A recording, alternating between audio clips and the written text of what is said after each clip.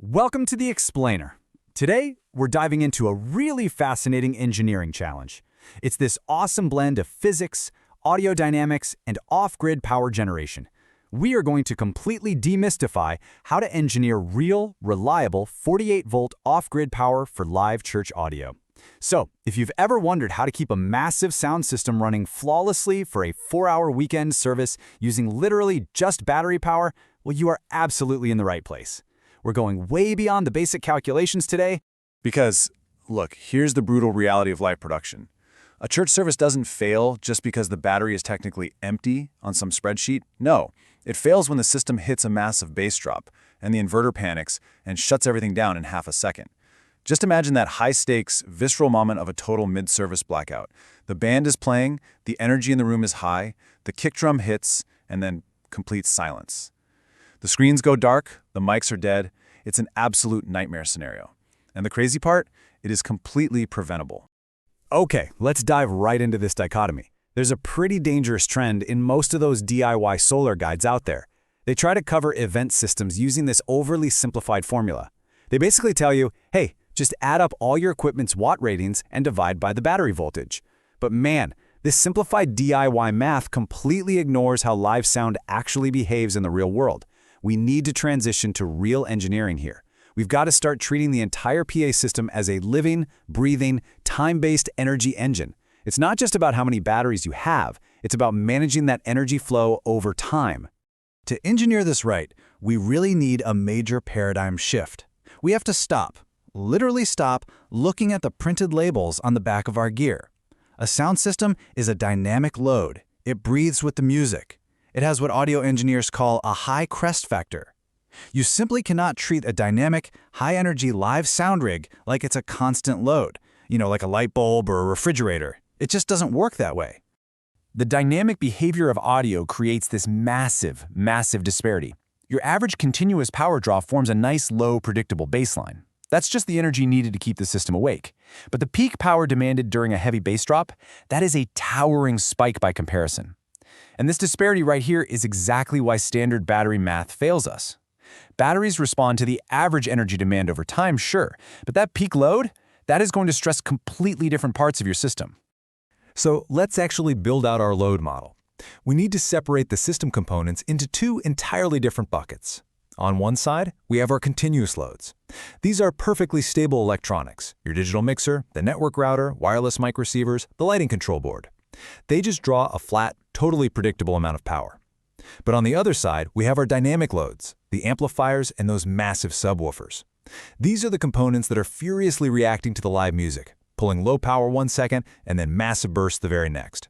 Bringing those two load categories together gives us one foundational math formula. To find our total required energy, which we'll call E load in watt-hours, we take our P average. That's the combined continuous loads plus the time-averaged amplifier demand. Then we simply multiply that average operating power by our 4-hour runtime. This gives us the absolute baseline of the total energy required to actually make it through the service. But hold on, we can't stop there. Real physical systems have unavoidable compounding losses. The total energy your battery holds isn't all perfectly usable. First up, you've got inverter heat loss. Inverters aren't magically perfect, right? During the DC to AC conversion, you lose energy to heat, which typically leaves you with an efficiency of about 85 to 95%. Second, you have unusable battery depth. To protect lithium iron phosphate or LiFePO₄ batteries, you typically only use 80 to 90% of their total capacity.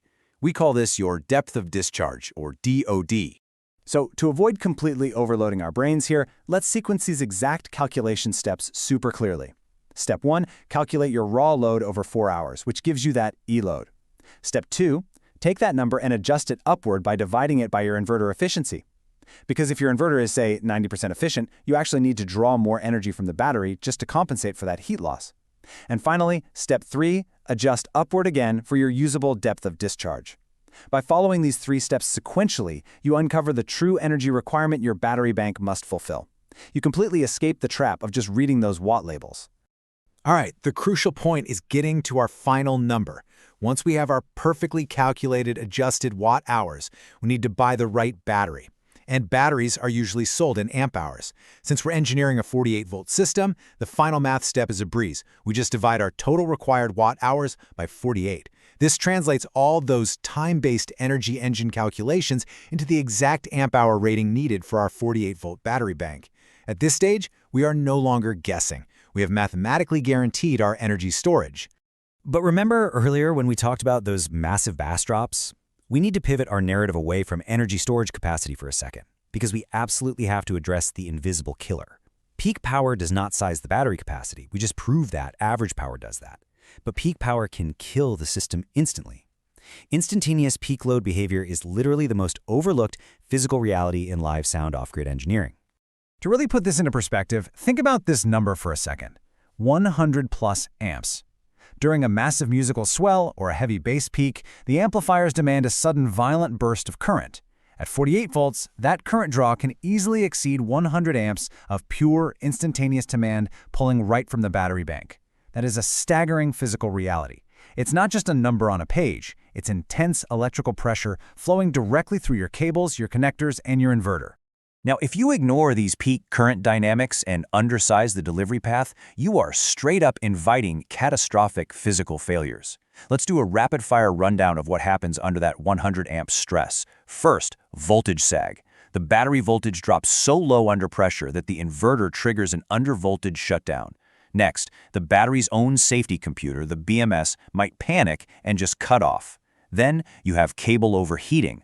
Undersized wires pulling 100 amps will get dangerously hot really fast. And finally, you get inverter clipping, which often gets misdiagnosed as a battery problem when actually it's really a current bottleneck. I really want to highlight this specific failure pattern because it is incredibly stressful out in the field. A sudden LiFePO₄ battery management system disconnect means total PA failure mid-service, completely without warning. If that sudden 100 amp peak spikes too hard, the BMS inside your lithium battery thinks there is a dangerous short circuit. So it does its job. It protects the battery by severing the connection instantly. The lights go out, the sound stops, and the whole shebang comes to a dead halt. And this perfectly leads us to our dual-layered engineering mandate. You must split your design philosophy perfectly down the middle. Layer 1, you size your batteries for average energy and watt hours over time, exactly like we did in our first steps. Layer 2, you size your wiring, your fuses, and your inverter for peak current in amps. You cannot solve an amp delivery problem by adding more watt-hour storage, and you sure can't solve an energy storage problem by buying thicker cables. Translating the physics we've just learned into actionable safety standards is basically non-negotiable. To ensure your system survives a dynamic 4-hour live service without melting cables or tripping breakers, you really must follow professional standards. You absolutely must coordinate the fuse between the 48-volt battery bank and the inverter's DC input. You've got to size your DC cables, not just for the continuous load, but to handle that 100-plus amp peak safely. And you must ensure your inverter has the specific surge headroom required to absorb those audio inrush currents. Ultimately, this is what all this engineering actually achieves. A reliable church power system isn't built by just randomly throwing batteries together and hoping for the best. It's built by modeling your energy over time and then rigorously engineering for peak electrical stress as a totally separate layer. When both of those layers are correct, the system doesn't just work, it stays completely invisible during the entire service. Unnoticed, uninterrupted, and perfectly reliable. Which leaves us with a pretty critical question to consider about your own setups. You might have the math down for your battery's watt hours, but is your inverter and cable gauge truly ready for live PA surge conditions? It really is the silent, invisible killer of off-grid live production. So think carefully about your system's peak current delivery. That's all for this explainer. We'll dive into mastering those specific surge components next time. Keep learning, keep building, and we'll see you on the next one.